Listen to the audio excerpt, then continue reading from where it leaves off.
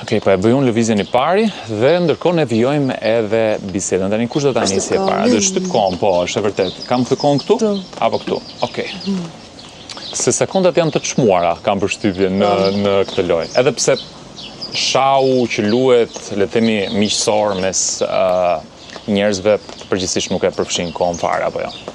Një kush do ta bëj lëvizjen e dyta? Bëj.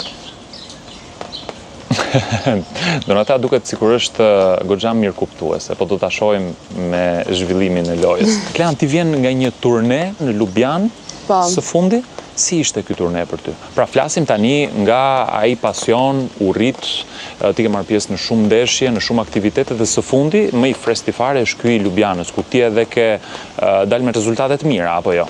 Më trego pak për Ljubljanën. Ishte një eksperiencë goxha e bukur, kishte lojtar nga e gjithë bota, u zhvillua me 9 raunde, vetëm 2 ditë u bën nga 2 ndeshje, pas ditët e tjera ka qenë nga 1 ndeshje për ditë. Si është një ditë atje në këto lloj ndeshjesh? Pra ti shkon për një aktivitet, ke një ndeshje shau, se ne pak a shumë jemi mësuar të shohim skuadrat apo ekipet të ndryshme futbolli e të tjera që kanë atë grumbullimin, kanë stërvitjen, kanë ndeshjen. Po një lojtare shau, një vajzë që luan shah, si e ka ditën kur ka një aktivitet? Zakonisht paraditja është e qetë, nga një herë dhe mund të fle deri nga ora 12 ose 1. Kam përshtypjen që gjumi është shumë i rëndësishëm në këtë disiplinë. Unë nuk do të pa qenë ngopur me gjumë. Po për ty, Donatea? Edhe mua. Edhe ty. Ti kam përshtypjen që edhe pa gjumë mund t'ja dalësh. Je pak më energjike. Po, e ke të vërtet.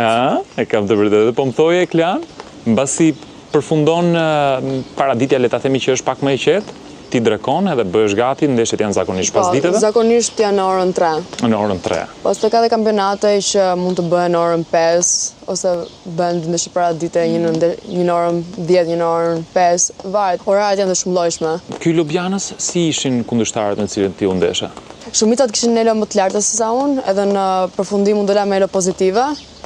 Më ngeli pak shefit në ndeshja e fundit, sepse ishte goxha mirë, edhe mund të merja prap pik në elo, duke bërë një barazim. Dhe elo është?